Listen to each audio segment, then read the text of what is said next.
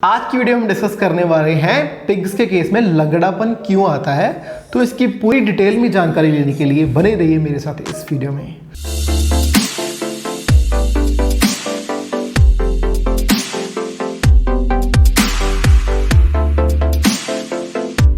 नमस्कार किसान भाइयों, मेरा नाम है डॉक्टर चरणदीप सिंह और मैं फिर से स्वागत करता हूँ मेरे यूट्यूब चैनल पे। हम अलग अलग टॉपिक सोच के लेके आ रहे हैं इस वीडियोस के लिए, ताकि ज़्यादा से ज़्यादा मैं अपने फार्मर्स की हेल्प कर सकूँ। तो इस वीडियो में जो मेन टॉपिक डिस्कशन का होने वाला है वो है लंगड़ापन पिग्स के केस में। सुअर के केस में लंगड़ापन क्यों आता है, कौन कौन से उसके रीज़न है और कैसे हम उसको ट्रीट कर सकते हैं। हम डिटेल में डिस्कस करेंगे, इसको साइड बाय साइड डिस्कस करेंगे विद प्रूफ विद रीजंस। सबसे पहले जो मेन रीज़न है जो लेमनेस का वो है जेनेटिक्स। तो फॉर एग्जांपल आपको समझाता हूँ कि आपके पास एक मेल पिग है और एक फीमेल पिग है और आपको पता है कि दोनों बिल्कुल तंदुरुस्त हैं, दोनों में बिल्कुल लंगड़ापन नहीं है। आपने क्रॉसिंग करवाई लेकिन बच्चों में दिक्कत आई है लेमनेस की फिर भी। तो आप सोचोगे कि मैंने जो इनकी जो माता पिता है उनको तो लेमनेस बिल्कुल नहीं था, लेकिन बच्चों में क्यों आई? वो इसका रीज़न ये है कि जो पेरेंट्स हैं, जो मेल और फीमेल जो पेरेंट्स हैं, इनके जो पूर्वज होंगे, एंसेस्टर्स होंगे, उनके केस में जो लेमनेस वो होगी क्योंकि वो इनके केस में एक्सप्रेस नहीं हुई, लेकिन बच्चों में जाके वो एक्सप्रेस हो गई। जेनेटिक्स की वजह से जो डिसेबल है, जिनमें लंगड़ापन है, इन सब को ट्रीट करने का सिर्फ एक ही तरीका है कि आप वो वाले पिग्स को ब्रीडिंग के लिए यूज़ ना करें, उनको मीट पर्पस के लिए साइड पे रख दें ताकि वो फार्म से कल हो सके और उनकी प्रोजनी फार्म में आगे ना बढ़ पाए। राइट, ये हो गया हमारा पहला वाला रीज़न जो है जेनेटिक्स। अब हम डिस्कस करने वाले हैं दूसरा जो है ग्रोथ इंटरवल। मैंने बहुत बार देखा है कि फार्मर्स कहते हैं कि हम ये फीड यूज़ करें डॉक्टर साहब, इसमें इतनी प्रोटीन है ना, ये हम घर पे बना रहे इतनी प्रोटीन है। मतलब ये दिक्कत ये है कि पता नहीं प्रोटीन को समझ क्या रखा है। अगर किसी चीज़ का मतलब है बैलेंस, मतलब बैलेंस ही उसका मतलब है। हाई प्रोटीन देने से कुछ अलग नहीं हो जाएगा फार्म पे, इसमें दिक्कत आती है। लेमनेस की जो सबसे बड़ा जो आजकल मैं फार्म्स में एनालाइज कर रहा हूँ ना, जो लेमनेस होने के कारण वो डाइट ही है।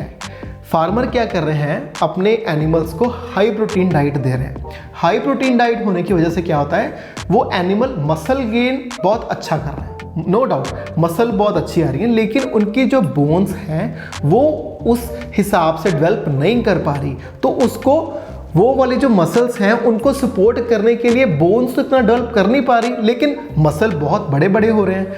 इसी कारण से क्या होता है, फिर लंगड़ापन आ जाता है।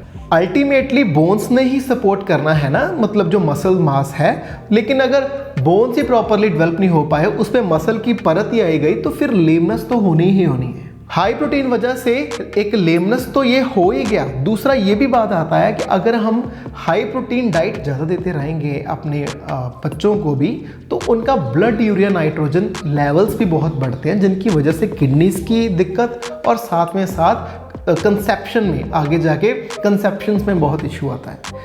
तो ये आपने दिमाग में बात समझ के रखनी है कि अगर किसी ने बोला है ना कि पर्टिकुलर लेवल है, अगर लेटर से 22% लेवल प्रोटीन है, तो उसको 26 से तय नहीं करना अपने हिसाब से, क्योंकि उसमें भी कोई साइंस है, कुछ रीजंस हैं। हम अपने हिसाब से उसकी मसल ग्रोथ करवा देते हैं, लेकिन उस हिसाब से बोन की डेवलपमेंट नहीं हो रही, जिसकी वजह से अल्टीमेटली क्या हो रहा है, लेमनेस हो रही है। तो ये चीज़ें हमें सामने सोचनी चाहिए जब हम एक डाइट फॉर्मुलेट करते हैं। ये मतलब डाइट बनाना ये एक सिंपल सी भाषा नहीं होती कि इतना ये डाल दो, इतना ये डाल दो। डाइट बनाने में टाइम लगता है, प्रॉपरली स्टडी होती है इंग्रेडिएंट्स की, फिर डाइट बनती है। ऐसे हवा में डाइट्स नहीं बनती कि ये चीज़ें डाल लो। मैंने बड़ी बार देखा है कि फार्म्स में जाता हूँ, मैं पूछता हूँ कि आप डाइट क्या दे रहे हो, तो वो कहेंगे हम ये ना पर्टिकुलरली कोई ये एडवाइस कर रहा है ये डाइट फॉलो करने के लिए।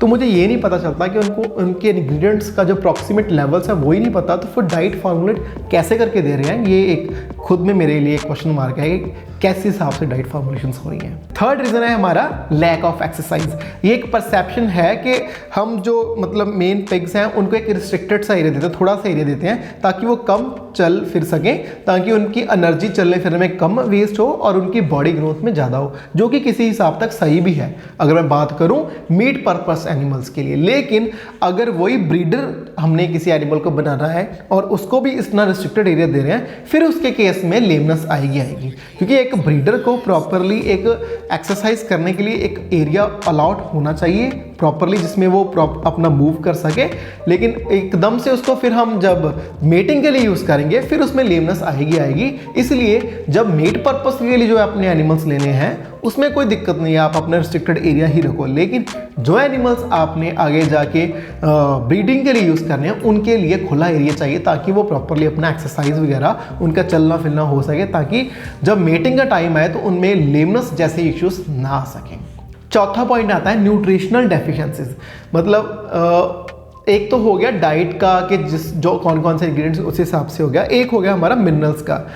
अगर हम प्रोटीन हाई डाइट दे रहे हैं तो फिर हमने ये भी करना है कि हम उसके जो मिनरल्स हैं बोन को बनने के लिए, बोन की डेवलपमेंट के लिए जो मिनरल्स हैं वो भी एक प्रॉपर मात्रा में होने चाहिए।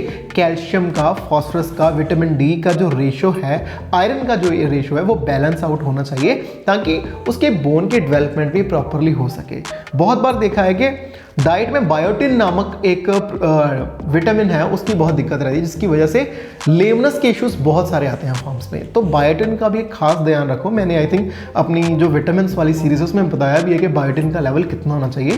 तो अगर आपको लेवल्स नहीं पता तो उस वीडियो में आप जाके चेक कर लेना कि लेवल कितना होना चाहिए बायोटिन का, क्योंकि ये सबसे एक डिसाइडिंग फैक्टर है जब लेमनेस होती है एनिमल के केसेस में। नेक्स्ट हमारा पॉइंट है बेडिंग, कि मतलब आपका जो फार्म में जो एनिमल चल फिर रहे हैं उनका बेडिंग कैसा है। वो बेडिंग का आपको यही रखना है कि बहुत ज़्यादा स्लिपरी ना हो या बहुत ज़्यादा रफ भी ना हो, स्मूथ हो, लेकिन उसमें थोड़ा रेजिस्टेंस भी हो, ताकि एनिमल्स का ग्रिप भी पड़ सके जब वो चले फिरे, और ये बहुत ज़्यादा स्लिपरी भी ना हो और बहुत ज़्यादा मतलब रफ भी ना हो, ताकि एनिमल्स को ऊपर नीचे ही होता रहे सारा दिन।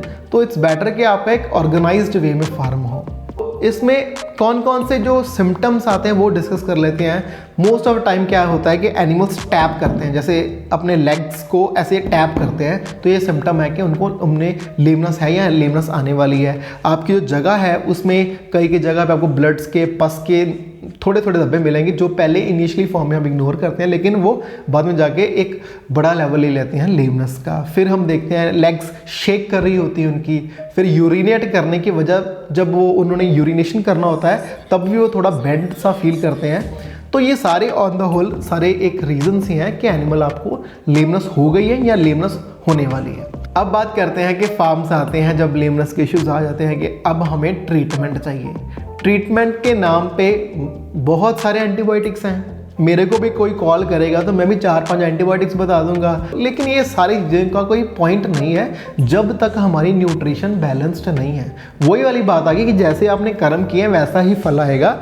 वही हिसाब है कि जैसी आपने न्यूट्रिशन दी है उनके ग्रोइंग फेस में वैसा ही रिजल्ट मिलेगा जब वो बच्चे बड़े हो जाएंगे अडल्ट फॉर्म में, जब उनको ब्रीडिंग के लिए आप यूज़ करोगे। तो इसका बेहतर यही है कि जैसे आपको पता है कि इनका जो इंटरवल है, ग्रोथ इंटरवल है, बहुत छोटा है, मतलब 3-3 महीने 4-4 महीने इतना इंटरवल है। तो इससे बचने के लिए सबसे बेस्ट यही है कि जब भी आपकी डाइट फॉर्मुलेशंस हों वो एक बैलेंस तरीके से हों, उनमें प्रॉपर वाले जो विटामिन चाहिए, प्रॉपर वाले जो मिनरल्स चाहिए वो बैलेंस आउट फॉर्म में हो। अगर आप हाई प्रोटीन दे भी रहे हो तो उससे साथ साथ जो बाकी रॉ भी चीज़ें जानी है वो भी बैलेंस तरीके से हो, ताकि हम लेमनेस जैसे दिक्कत से दूर हो सकें। हमारा यही मोटो होना चाहिए कि हमने सिर्फ पिग फार्मिंग नहीं करनी है, हमने एक हेल्दी पिग फार्मिंग करनी है, ताकि कोई भी ऐसे इश्यूज वगैरह फार्म में ना हो, ताकि आराम से फार्म हमारा चलता रहे।